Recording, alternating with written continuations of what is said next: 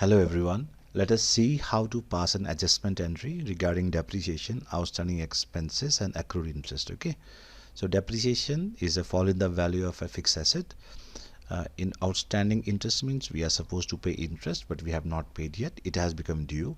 And accrued interest means this is an income which has become due but we have not received it. So how do we pass entries in Tally? I'll show you. Let us pass first for depreciation. So for depreciation we need to have an asset. So let me create one asset by going to ledger and let me create and building under the fixed asset. Land and building comes under fixed asset. Rest thing no need to do. Save it. We are done. And we also need to create depreciation account, that is indirect expenses. Okay. Resting cost center is applicable. Okay, yes, it has to be applicable, otherwise we will not be able to do the cost center for them. Okay, so accept it. Now I have created a fixed asset and depreciation account. So let me go to voucher and pass the entry. Since depreciation does not involve cash, so we cannot pass it under payment. So we have to go to journal voucher, change the date, choose the cost center classes if required, otherwise simply go down there, and debit will be depreciation and credit will be the machinery. Okay, land and building. So let me debit first whatever is the value. If the depreciation amount is given directly, like 500, 600, put the amount directly. But sometime it may happen that they will provide a rate like 5%, 10%, 12%. Then in that case you have to look for the value of the total machinery, land, whatever fixed asset it is, and find out the ratio, percentage out of it. Okay, so let us suppose the depreciation is just 1000 rupees. So let me put 1000 here, press enter. Cost center, like center and sub center, all those things are there. You can give, let me give to branch. Okay, so under branch we have couple of, we have Delhi branch, Karnataka branch and Maulai branch. Okay, these are sub center, these are centers and sub centers. So under Delhi branch I have this Maulai, so let me give Maulai, and there it goes. Then then it should be 2 will be land and building. Land and building a fixed asset, its value is getting reduced. So that's it. Debit the depreciation and credit the land and building. Write the narration being depreciation charged on land and building. Saved it. Now if I go back and look at my balance sheet, don't have, so directly depreciation is coming. So let me give 1 lakh as opening balance of land and building. So now if I go and check in the balance sheet, you can see that my land and building is 99,000. If you go inside, and there you can see there's a depreciation of 1000, and this is the transaction. Okay,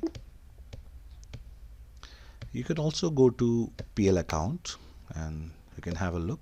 Here depreciation comes under indirect expenses. So this is how we pass depreciation.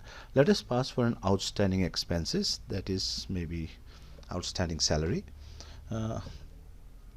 Let me create a salary account. Let me check first if I have created salary or not.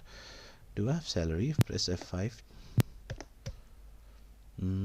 Salary I don't have, so let me create salary. Create ledger salary, and salary is an indirect expenses. Cost is applicable, yes. And I also have to create outstanding salary. That means we are supposed to pay salary but we have not paid. Okay, outstanding salary is not indirect expense but it's a current liability. It's a current liability. Please understand that. And rest is cost center applicable. This for this not needed. This is not an expense, so cost center will not be applicable. That's it. So let me go back now and pass the voucher. Again it will be journal because we are simply making the salary due and saying that we are supposed to pay that much salary but we have not actually paid it. So change the date, change the cost center classes.